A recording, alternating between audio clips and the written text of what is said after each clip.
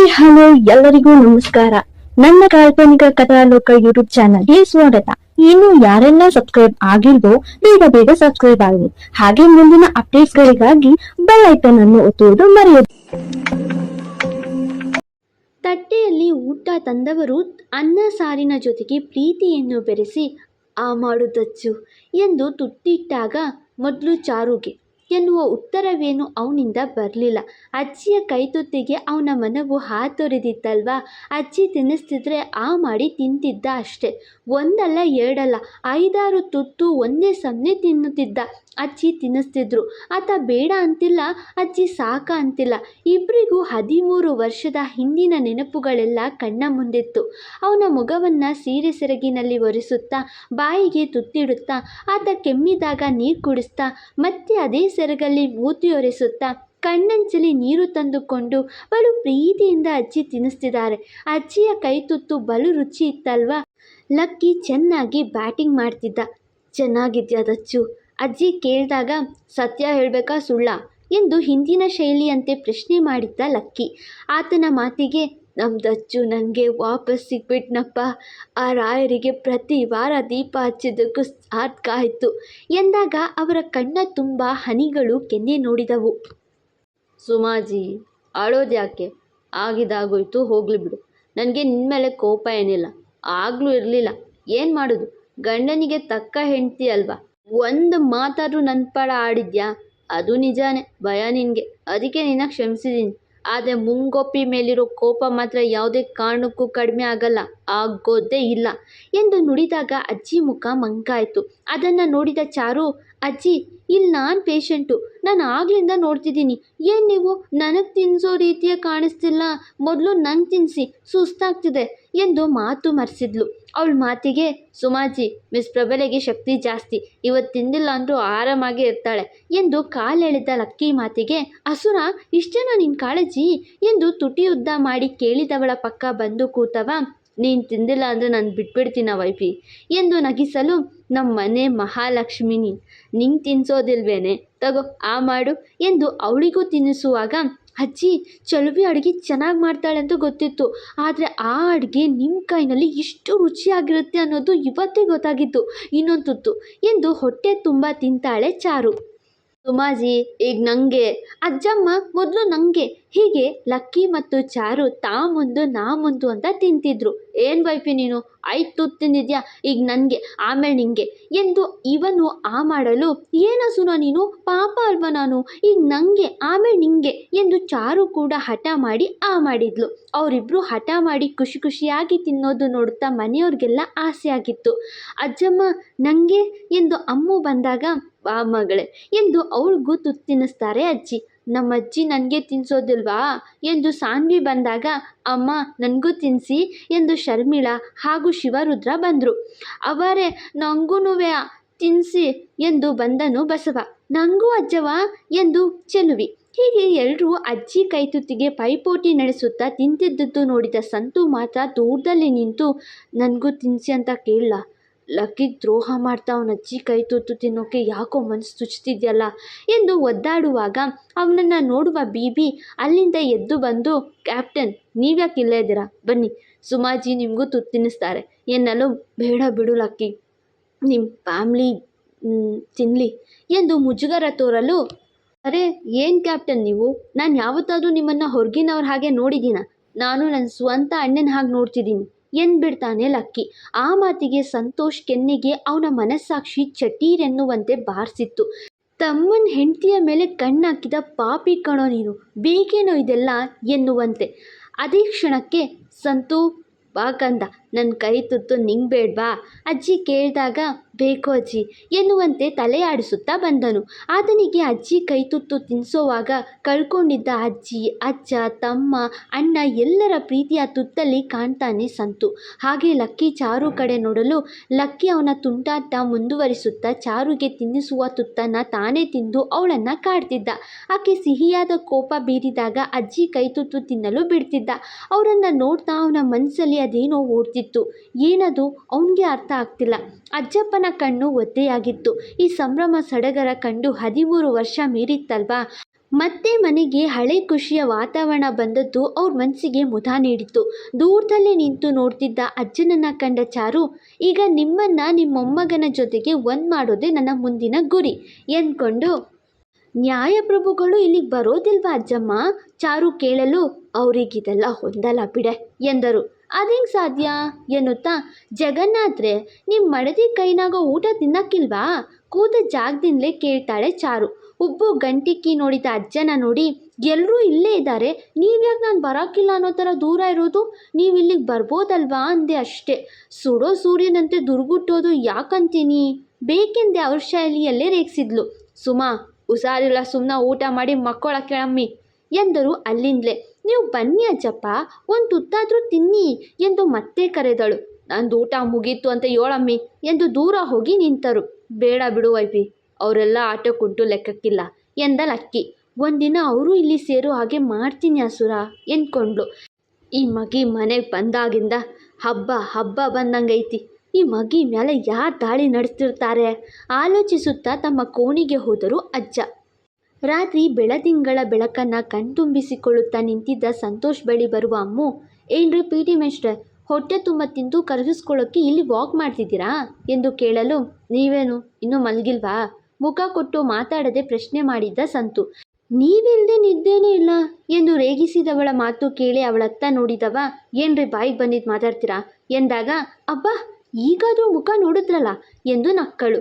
ಓ ತಮಾಷೆನಾ ಎಂದವನ ಉಸಿರು ಈಗ ಒಂದು ತಾಳಕ್ಕೆ ಸೇರಿತ್ತು. ಇಲ್ಲ ಮೇಷ್ಟ್ರೆ, ನಿಜವಾಗ್ಲೂ ಹೇಳ್ತಿದ್ದೀನಿ, ನೀವಿಲ್ಲದೆ ನನಗೆ ನಿದ್ದೇನೇ ಇಲ್ಲ ಗೊತ್ತಾ ಎಂದು ಮರು ಕಾಲೆಳೆಯಲು, ಹೌದಾ ಬನ್ನಿ ನನ್ನ ರೂಮ್ಗೆ, ನಿದ್ದೆ ಬರುತ್ತೆ ಎನ್ನುತ್ತಾ ಅವಳಂತೆ ಕಾಲೆಳೆಯಲು ನೋಡಿದ ಸಂತು. ಮದುವೆ ಮಾಡ್ಕೊಳ್ದೆ ಆ ಥರ ನಿಮ್ಮ ರೂಮಿಗೆ ಬಂದರೆ ನಿಮ್ಮ ಮಧ್ಯೆ ಏನೋ ಕೆಟ್ಟ ಸಂಬಂಧ ಇದೆ ಅಂತ ಊರೂರೆಲ್ಲ ಮಾತಾಡ್ಕೊಳ್ತಾರೆ, ಓಕೆನಾ ಅಮ್ಮು ಕೇಳಿದಾಗ, ಅಯ್ಯೋ ಬಿಡ್ತು ಅನ್ರಿ, ನಾನು ಅಂಥವನಲ್ಲ ಎಂದ. ಅವಳ ಮಾತು ಗಾಬರಿ ಕಂಡು ಜೋರಾಗಿ ನಕ್ಕಳು ಅಮ್ಮು. ಅವಳು ನಗುವಿನತ್ತ ನೋಡ್ದವ, ಇವ್ರ ನಕ್ಕಾಗ ತುಂಬ ಮುದ್ದಾಗಿ ಕಾಣಿಸ್ತಾರೆ, ಯಾವುದೇ ಕಾರಣಕ್ಕೂ ಹೇಳಲ್ಲ, ಹೇಳಿದ್ರೆ ಓವರ್ ಆ್ಯಕ್ಟಿಂಗ್ ಮಾಡ್ತಾರೆ ಎಂದ್ಕೊಂಡ. ಸರಿ ಬಂದಿದ್ದೇನು ಹೇಳ್ರಿ ಎಂದನು ಸಿಡುಕಿ. ಓಕೆ ಮತ್ತೆ ಎಲ್ಲಿ ತನಕ ಬಂತು ನಿಮ್ಮ ತಂಗಿ ಟ್ರೀಟ್ಮೆಂಟ್ ಕೇಳುತ್ತಾ ಪಕ್ಕ ಬಂದು ನಿಂತಳು. ನಡೀತಿದೆ ಎಂದ. ಓ ಓಡಿಸ್ಕೊಂಡು ಹೋಗಿ, ಯಾಕೆ ಬರೀ ನಡೆಸ್ತೀರಾ ಎಂದು ಹಾಸ್ಯ ಮಾಡಿದ್ಲು. ನೋಟದಲ್ಲಿ ಕೋಪ ತೋರಿದ. ಸುಮ್ಮನಾದ್ಲು. ಹಾಗೆ ಆಕಾಶದಲ್ಲಿದ್ದ ನಕ್ಷತ್ರ ನೋಡ್ತಾ, ಸತ್ತೋರೆಲ್ಲ ಮೇಲೆ ನಕ್ಷತ್ರಗಳಾಗ್ತಾರಂತೆ, ನಾನು ಚಿಕ್ಕವಳಿದ್ದಾಗ ಜೋಡಿ ನಕ್ಷತ್ರ ನೋಡಿದ್ರೆ ಸಾಕು, ನಾನು ನನ್ನ ಗಂಡ ಅಂದ್ಕೊಳ್ತಿದ್ದೆ, ನೀವು ಎಂದಾಗ, ನಾನು ಆ ಥರ ಏನಿಲ್ಲಪ್ಪ ಎಂದನು. ಮತ್ತೆ ನಕ್ಕವಳು, ಗೊತ್ಬಿಡ್ರಿ ಮೇಷ್ಟ್ರೆ, ನೀವು ತುಂಬ ಒಳ್ಳೆಯವರು ಎಂದಳು. ಅವಳ ಮಾತಿಗೆ ಯಾಕೋ ಬೇಸರ ಪಟ್ಟಂತೆ ಮೌನ ತಾಳಿದ.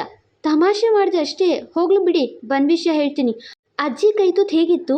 ಅಜ್ಜಿ ನಿಮ್ಮನ್ನು ಸಹ ಅವ್ರ ಮೊಮ್ಮಗನಂತೆ ನೋಡ್ತೀನಿ ಅಂದರು, ಎಷ್ಟು ಪ್ರೀತಿಯಿಂದ ಕೈತೂತ್ ತಿನ್ನಿಸ್ತಿದ್ರು. ಅದೆಲ್ಲ ನೋಡಿದ ಮೇಲೆ ನಿಮಗೆ ಲಕ್ಕಿಗೆ ದ್ರೋಹ ಮಾಡಬೇಕು ಅನ್ನಿಸ್ತಾ?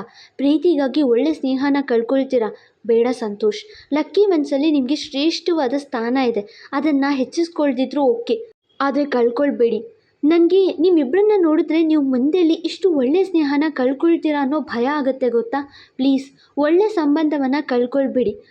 ಮನೆಯಲ್ಲಿ ಮನಸ್ಸಲ್ಲಿ ಸದಾ ಒಳ್ಳೆಯವರಾಗಿಯೇ ಇರಿ, ಇದೇ ಹೇಳಬೇಕು ಅಂತ ಬಂದಿದ್ದೆ. ಗುಡ್ ನೈಟ್ ಎಂದು ಹೋದಳು. ಆಕೆಯ ಮಾತು ಕೇಳಿದವ ಏನೊಂದು ನುಡಿಯದೆ ಹೋದರೂ ಆತನ ಮನಸ್ಸಲ್ಲಿ ಅದೇನು ಹಿಂಸೆ ಅಂತೂ ಕಾಡಿತ್ತು.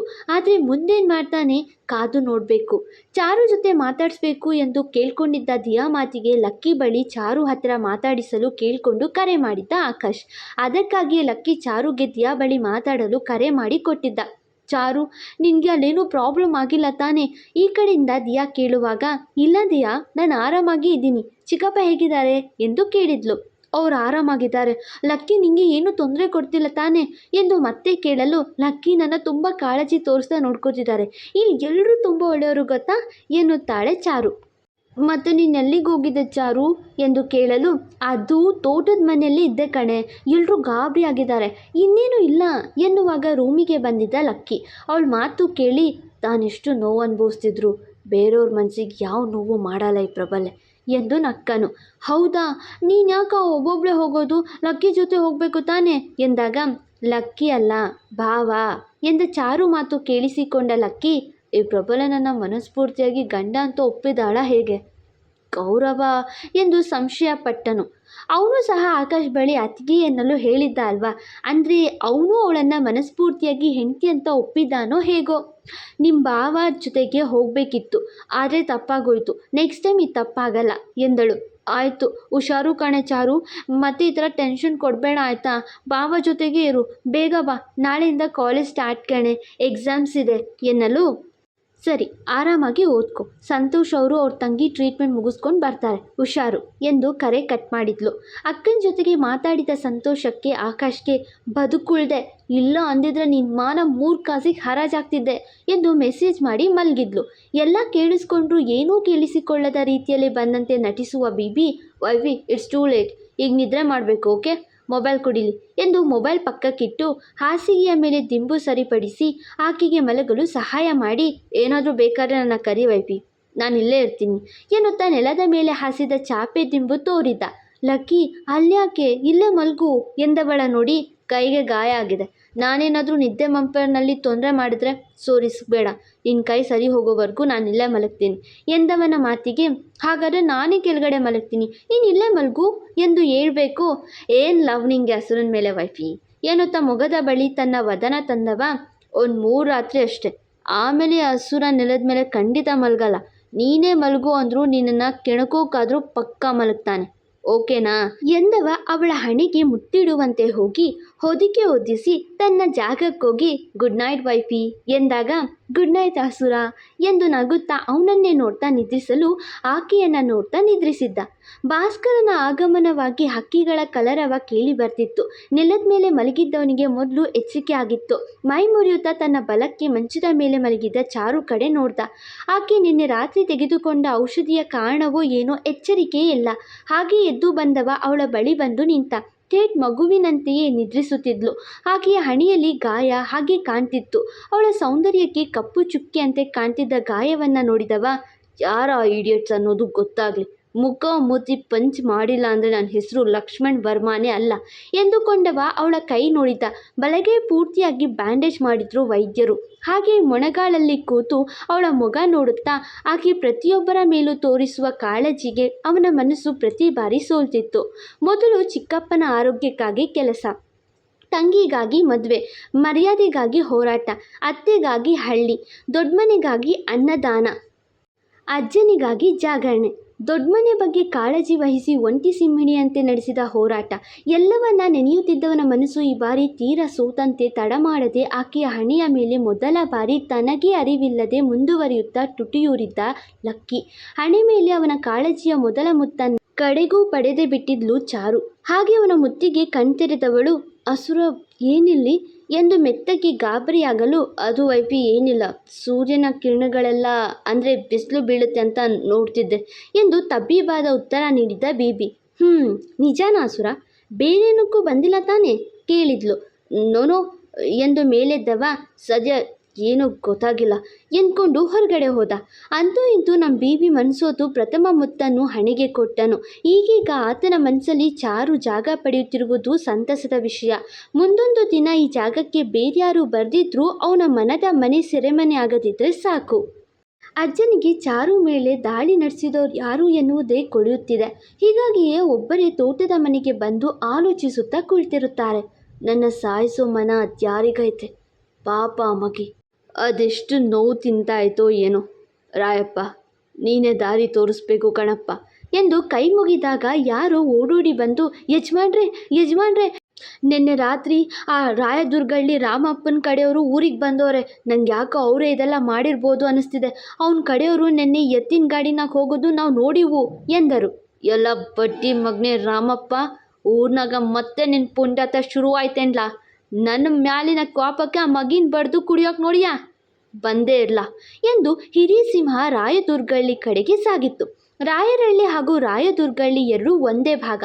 ಆದರೆ ರಾಯದುರ್ಗಳ್ಳಿಯ ರಾಮಪ್ಪನ ಮಗಳು ಪ್ರೀತಿ ಮದುವೆ ಆಗಿ ಬಂದಾಗ ರಾಮಪ್ಪ ಅವಳನ್ನು ಊರಿಂದ ಈಚೆ ಹಾಕೋಕ್ಕೆ ಹೇಳ್ತಾರೆ.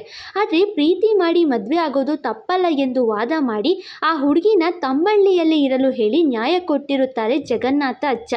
ಅದನ್ನು ಸಹಿಸಲಾಗದೆ ಊರಲ್ಲಿದ್ದ ಕೆಲ ಜನರನ್ನು ತಮ್ಮ ಕಡೆಗೆ ವಾಲಿಸಿಕೊಂಡು ಊರನ್ನೇ 2 ಭಾಗ ಮಾಡಿ ರಾಯರಹಳ್ಳಿ ಹಾಗೂ ರಾಯದುರ್ಗಳ್ಳಿಯ ಹಾಗೆ ಭಾಗ ಮಾಡಿ ಆ ಹಳ್ಳಿಗೆ ತಾನೇ ಹಿರಿಯನಾಗಿ ಹೊರಬೀಳ್ತಾರೆ ರಾಮಪ್ಪ. ಕೋಪ ಬಂದಾಗ ರಾಮಪ್ಪ ನಿನ್ನ ಸುಮ್ಮನೆ ಬುಡಕ್ಕೆಲ್ಲ ಸಾವು ನೋಡ್ತೀನಿ ಅಂದಿರುತ್ತಾನೆ. ಅದನ್ನೇ ನೆನೆದು ಅಜ್ಜ ಈಗ ಅವನ ಬಳಿ ಮಾತಾಡಲು ಹೋಗ್ತಿದ್ದಾರೆ. ಹುಷಾರಿಲ್ಲದ ಕಾರಣ ಆಕೆಗೆ ಸ್ನಾನ ಮಾಡಲು ಬೇಡ ಎಂದಿದ್ರು ವೈದ್ಯರು.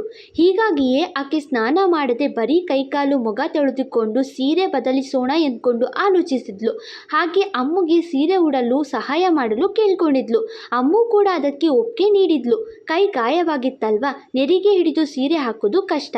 ಹಾಗೆ ಲಕ್ಕಿ ಬೇರೆ ಇಲ್ಲಿ ಮದುವೆ ಆದವರು ಸೀರೆಯೇ ಹಾಕಬೇಕೆಂದಿದ್ದ ಕಾರಣ ಊರಿನಿಂದ ಬರುವಾಗ ಚಾರು ಯಾವುದೇ ಡ್ರೆಸ್ ತಂದಿರಲಿಲ್ಲ, ಸೀರೆ ಬಿಟ್ಟು. ಅಮ್ಮಗಾಗಿ ಕಾದು ಕೂತಿದ್ಲು ಚಾರು ತನ್ನ ಕೋಣೆಯಲ್ಲಿ. ಚಾರುಗೀಗ ಯಾರು ಸೀರೆ ಉಡಿಸ್ಬೇಕು? ಕತೆ ಬಗ್ಗೆ, ಸಂಚಿಕೆ ಬಗ್ಗೆ, ಪಾತ್ರಗಳ ಬಗ್ಗೆ ಹೇಳೋದು ಮರಿಬೇಡಿ. ಮತ್ತೆ ಸಿಗುವ. Thank you. ಫಾಲೋ ಮಾಡಿ ಕಾಲ್ಪನಿಕ ಕಥಾಲೋಕ. ಮತ್ತೆ ಸಿಗುವ.